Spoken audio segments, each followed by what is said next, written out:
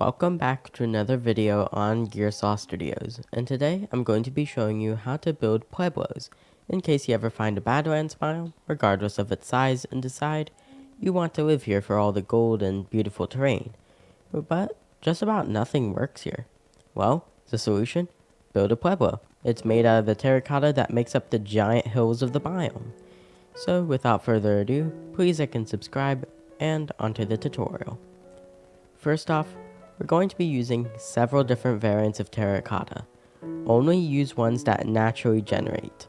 Essentially, all of your resources in terms of terracotta should be sourced exclusively from the Badlands, which means light gray, white, yellow, normal, orange, and red. Then, you should get yourself some dark oak planks. We're going to be using those for accents such as buttons. The flooring will be done with jungle, mainly because oak looks too refined, because Pueblos aren't the most refined builds. And then our tables and chairs will be done with spruce in order to keep that unrefined look.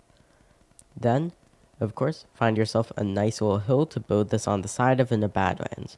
The size of the hill usually doesn't matter, but sometimes they can end up being too steep on the sides of mountains or on coasts. This one is a good place to start building. Start by placing down a simple box of terracotta. The size isn't too important right now because the point of the Pueblo build is that it's indefinitely stackable, and with enough time and effort, an entire mountainside could become one giant Pueblo complex. Once you have your incredibly basic box, what you want to do is punch out a window, a floor, and make it jungle planks. It's intentionally quite basic because the thing is, Pueblos are basic. There isn't any way to really get around that, although potentially you could make the outer blocks of the flooring spruce. Still, the general idea still remains. Just build this into the side of the hill and give it a proper roof. Then place down some lighting sources in there. Just about anything works, just don't use anything futuristic like frog lights or sea lanterns. Now, we have ourselves a very small Pueblo, because off camera I added some buttons to the top layer, and then on top of those, dark oak slabs. You could substitute it out for oak, because I've seen that online, and along with the rest of this stuff, but I think jungle works better, except maybe for the windows. Then, go on the inside, make sure that it passes the midnight test, where you make sure that this entire place is sufficiently lit during midnight.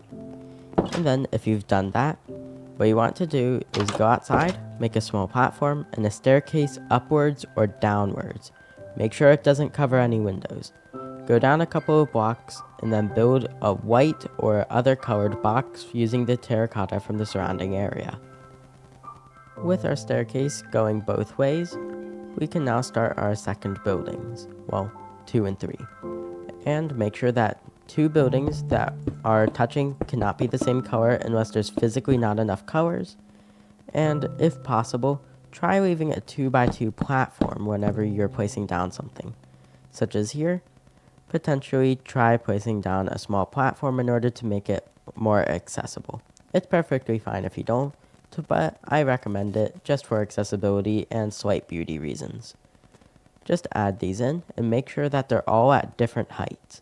The thing is about Pueblos, they look good when chaotic and stacked on each other. And although I usually build very structural builds with very large support beams, sometimes almost too large for their own good, this works when it's not framed like that. Make it chaotic and potentially add small pathway things made out of terracotta. Just by placing down 3 Pueblos at different heights, giving them proper roofs, and nothing else besides this one, you can see they look really well together. Smaller, bigger, some of them should be different sizes. Make some variants to them. And don't forget that all of them should be accessible through a walkway that doesn't require any jumping. And yes, you can go on top of a roof, although remember you can't replace the ground because otherwise that would be the ceiling unless you double thick them, which is a good choice if you want to. From here, you just keep adding more buildings. They're very simple. And make sure that they're at different angles, well, not angles, do not do different angles. Do different heights, sizes, etc., and stack them. The walkway should be left barren and unfinished for now, since that would be one of the final things.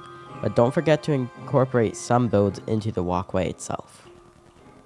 Now including some height varied ones, one on the bottom being very short, although it's actually slightly taller if you go inside, and one tall one to make this walkway nice. We can see it's really coming together. And for the walkways themselves, ironically, something very simple works out for them for most case scenarios. Just place more jungle planks under them. Surprising as it is, it works. And I recommend doing that for this place. Just continue building more Pueblos, but one thing you might notice when you combine all these builds and you want to make things such as terracotta under the planks, you'll notice you accidentally clip into other builds like this. Well, incorporate it into the build. This is all chaotic. No reason why you shouldn't combine builds if they're so close together. Make small rooms. This could be a bedroom and this could be your main house. Well, something like this white room down here could be storage, although maybe not considering how easy it is to get in. Still, think about all those little things. What does each room serve? Since we have a good couple of buildings here, we can start decorating the interiors. I started with this red building, which I made into an L shape and turned it into an enchanting area. It's nice and pretty, although it's not 100% to complete, since you need a grindstone and a chest that will be used for a lapis.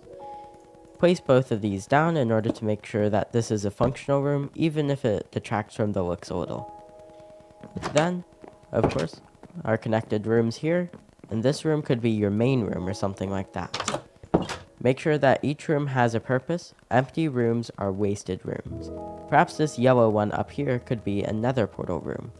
Although it's a bit short, still, you guys are likely doing something kinda similar, but pretty different, which I intend for you guys to do.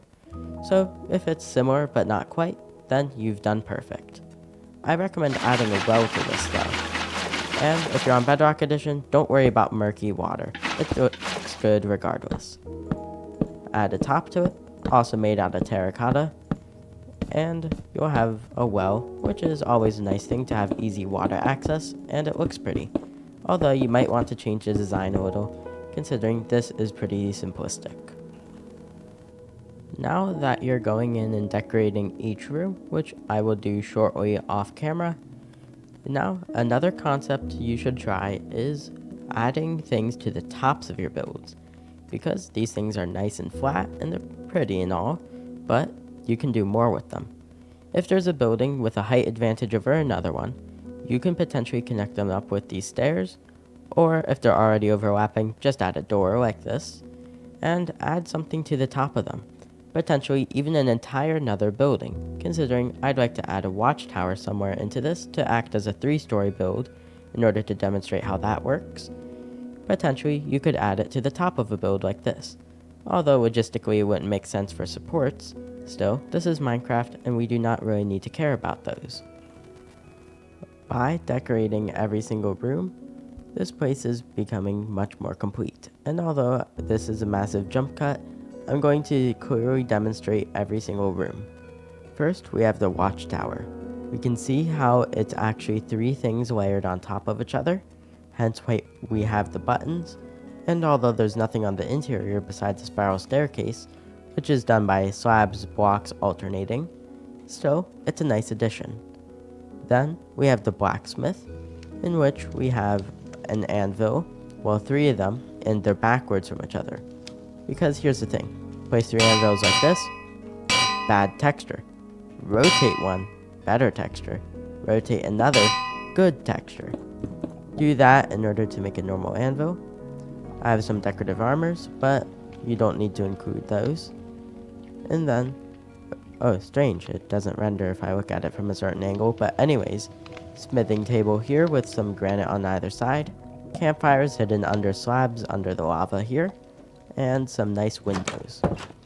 Then, for our terracotta normal house right here, connection into this enchanting room, I already covered that, into this bedroom. Small bedroom, incomplete netherite armor, painting, gold storage behind here, very simplistic, but I like it. And then clipping through the walls, this can be whatever, but make sure to finish the pathway. I'd recommend making that a mine, but looking at some of the other things, basic nether portal room, just with our emergency resources. The well now has some chipped sides to make it a little bit better to get in and out of. And then we have the storage. We also keep our furnaces here.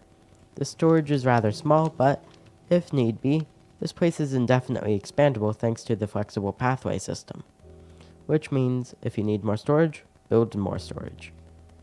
And then we have some going down to the base level in the form of stairs, and a task board on the wall over there.